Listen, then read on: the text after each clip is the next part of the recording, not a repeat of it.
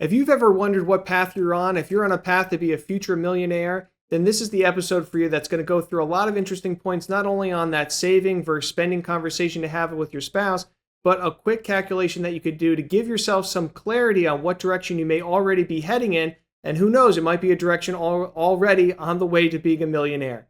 When I go on a vacation with my wife and my kids, my wife does pretty much all the packing, like 99.9% of the packing for herself and for the kids. Where I come into play is at the end. My wife has everything laid out, all packed. She does a phenomenal job. But when we're looking at that last look, before we put everything away for that final pack, we say, hey, do they need 2 pairs of shoes? Is one okay? They have 5 bathing suits, so they only need 4. Those last minute decisions are what we go through together. We have that joint conversation about to make sure that, hey, we want to make sure we're packing enough, but at the same time, we don't want to overpack and be carrying all those luggage and all that suitcase and stuff like that up to the hotel or whatever may be going if we don't have to. And, I'm the one who is normally having to do all that carrying more so than not. That's my big role, the mule of the relationship. So yeah, that's what we want to make sure that we're doing.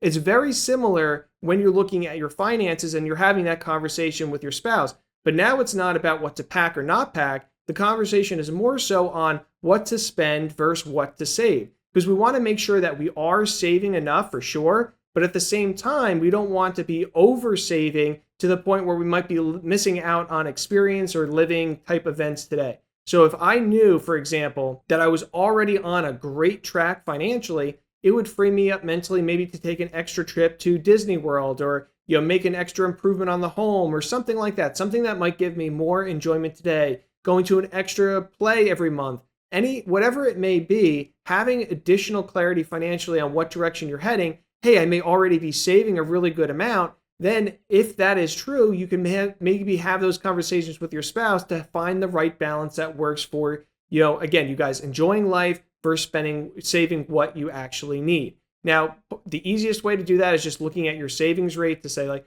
hey, I should be saving maybe at least 15%. If I'm saving 30%, then yeah, maybe I have some room to cut back. But there's another tool called the Rule of 72 that can be really helpful as well. And it illustrates how important time is in the equation.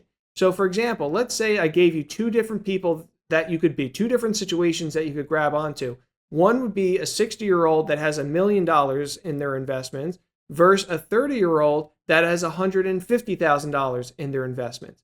Most people would say, hey, $1 million sounds great. I think that's probably the better scenario. When we use the tool of the Rule of 72, though, to assist us to kind of bring that 30-year-old up and see what the equivalent is once we consider time, because again, a 30-year-old is 30 years younger than a 60-year-old, right?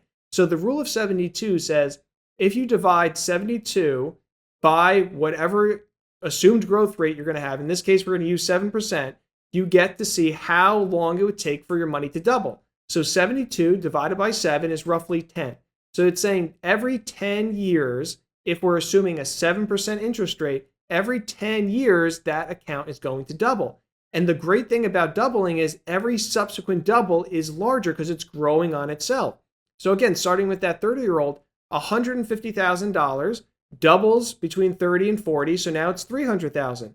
Then it doubles again between 40 and 50. But now it's not 150 to 300. Now it's 300 to 600 again, because it doubled again.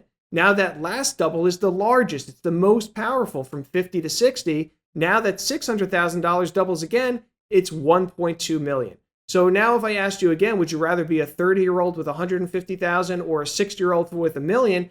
Now you should probably say that 30-year-old with 150,000, because when we do that math, it comes out actually to $1.2 million when they reach that same age of 60. So using that same tool for yourself, especially if you're younger because you have more time for those assets to be growing, and using that Rule of 72, it can give you some clarity, maybe some peace of mind for how much you've saved and what direction you're on.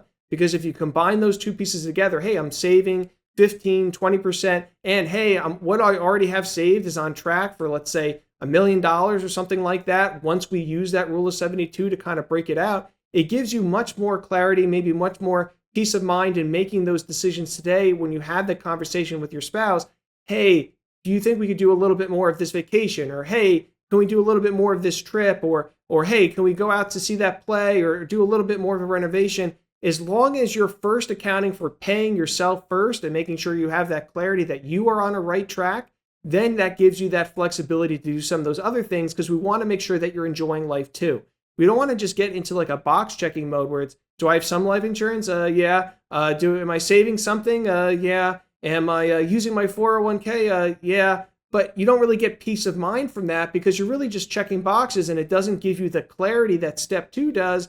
And what track am I actually on? So take some time, have that conversation with your spouse, and go through to see, hey, what track are we on? And are we saving the way that we want to be saving? Maybe you want to be saving a little bit more, especially if they're saving in their early years, and maybe on a much better track than they otherwise would have realized. So thanks very much for joining me today, and we'll be back with more episodes soon.